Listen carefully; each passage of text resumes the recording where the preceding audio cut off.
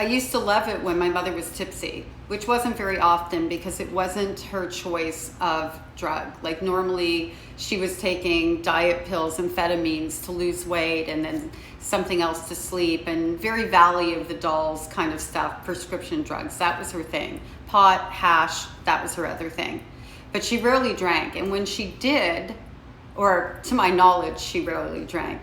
But when she did, and when I was aware that she was a little bit tipsy, if the audience was right, if the circumstances were just right, if they came together in that particular way, she would be a mom for a minute, like a mom that I could fall into and feel love from. And that didn't happen very often. And I think it's so sad that as a little girl, I wished that she would drink more, obviously not understanding what that would actually look like. As a baby, she neglected me, and I actually ended up with rickets as a result. She wasn't feeding me properly, she wasn't changing me, and the reason that I know that for a solid fact is because I had a babysitter who knew me from the day that I was born.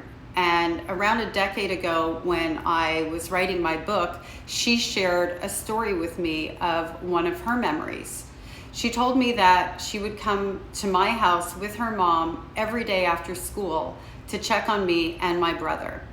And she would peek into the room, notice that I was playing very quietly.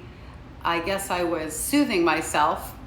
We know that now, but that I would be playing quietly, like cooing and that sort of thing, in a diaper that wasn't changed all day, completely unfed. And she said it was remarkable to her, even at 10 years old, that I wasn't crying. And she can remember feeling like I knew that I had to be a good little girl.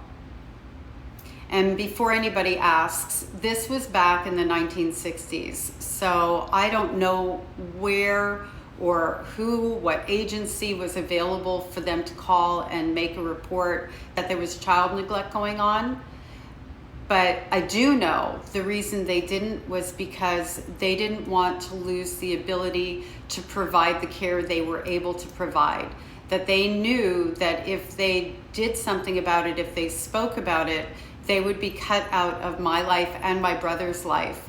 And they felt that the best thing they could do for us was be there as much as humanly possible. I mean, my mother would sometimes disappear on weekends, leaving no money behind. My brother, according to them, would call them, not my grandparents, not my aunts and uncles, would call them to come and take care of us and pick us up.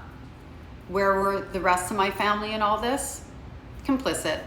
Because that's how narcissistic family systems work. Everybody knew that my mother, at a minimum, was neglecting her children, had issues with pills, and nobody gave a damn, and nobody validates it now other than to say, oh, I'm not saying she wasn't messed up. That's not validation. And that's a big part of the reason why when we walk away from our abusive parent who doesn't stop abusing in our adulthood, that's a big part of the reason why we walk away with no one, because we always had no one. If they weren't there when we were at our most vulnerable, it makes sense in a nonsense sort of way that they wouldn't be there when we're on our healing journey and ready to hold them to account so that we can come together and heal together. They don't want to do that. That's not the life that they want. They want to stay on the island in the status quo because that's their unfortunate comfort zone.